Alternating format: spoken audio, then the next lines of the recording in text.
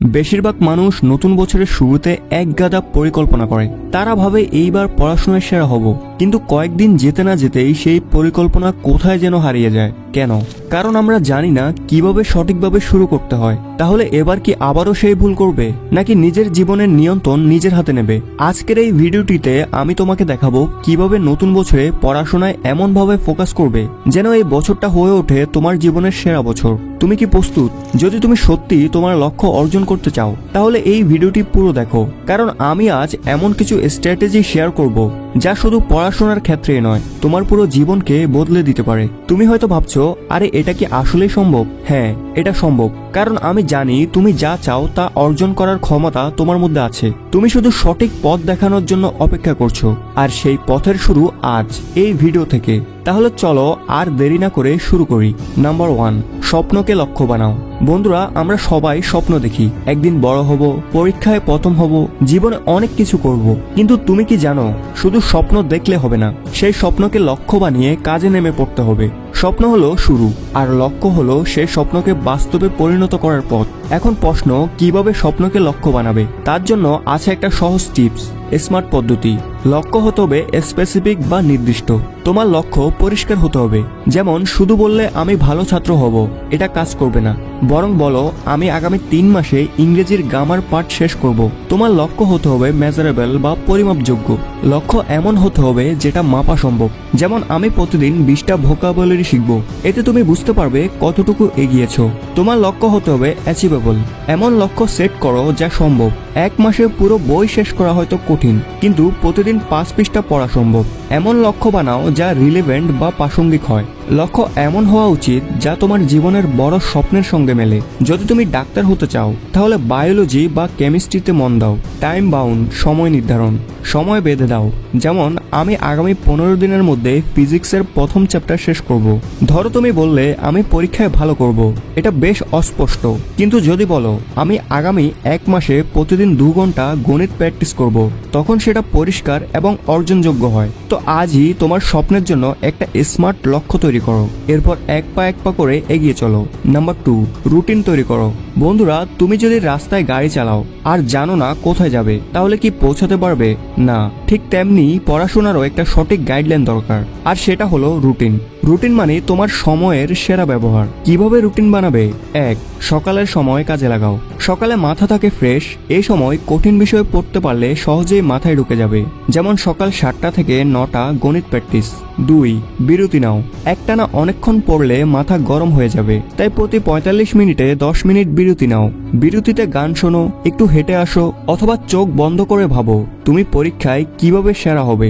3, কঠিন বিষয় আগে পড়ো। কঠিন বিষয়গুলো সকালে বা দিনের প্রথম দিকে রাখো, কারণ তখন তোমার এনার্জি বেশি থাকে। যেমন দুপুর 2টা থেকে 3টা ইংরেজি রচনা প্র্যাকটিস। 4, রাতে একটু রিভিশন করো। রাতে পড়ার বিষয়গুলো একবার ঝালিয়ে নাও, এতে মাথায় জমা থাকবে। রাত 8টা থেকে 9টা সারাদিনের পড়া রিভিশন। রুটিন কিভাবে কাজে লাগাবে? মোবাইলে অ্যালার্ম সেট করো যাতে রুটিন মিস না হয়। পড়া শেষ হলে নিজেকে বলো, ভাই আজ একটা কাজের কাজ করলাম। পড়া শেষ হলে প্রিয় কোনো খাবার খাও বা প্রিয় সিনেমা দেখো।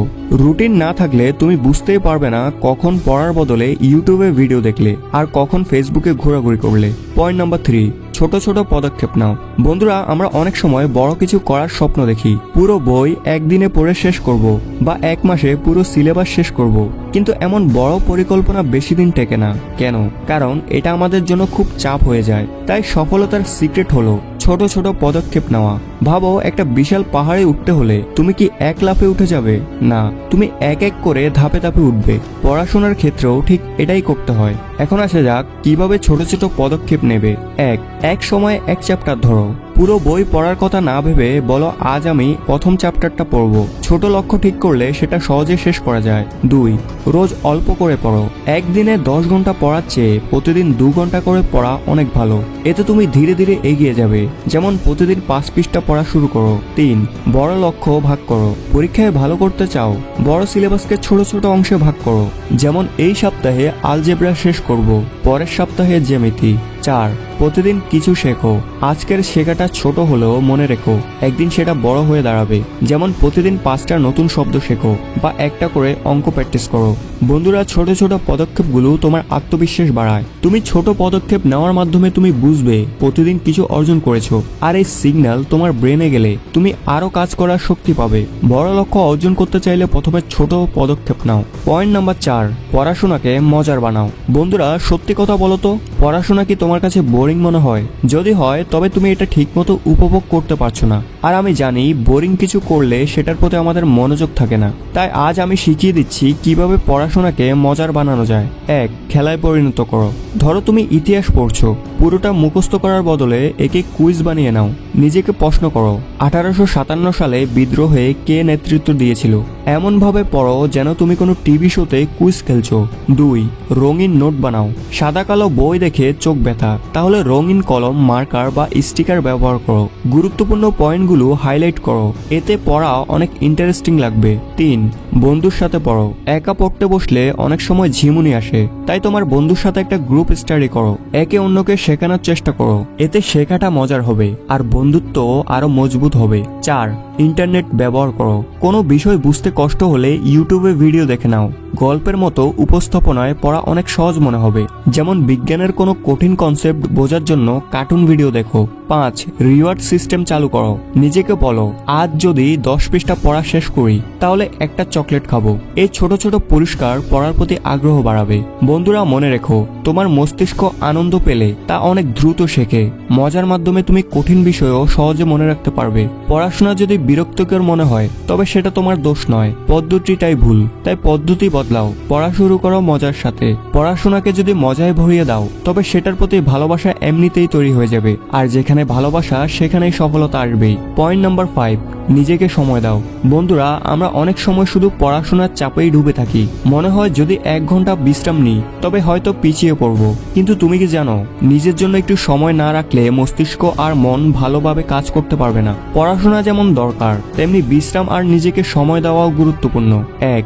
যখন তুমি টানা পড়াশোনা করো তখন মস্তিষ্ক ক্লান্ত হয়ে যায়। ক্লান্ত মস্তিষ্ক থেকে কিছুই ভালোভাবে শেখা যায় না। তাই মাঝে মধ্যে একটা ব্রেক নিয়ে নিজেকে রিফ্রেশ করো, এতে মন শান্ত হবে, এনার্জি ফিরে আসবে আর পড়ায় আগের চেয়ে বেশি মনোযোগ দিতে পারবে।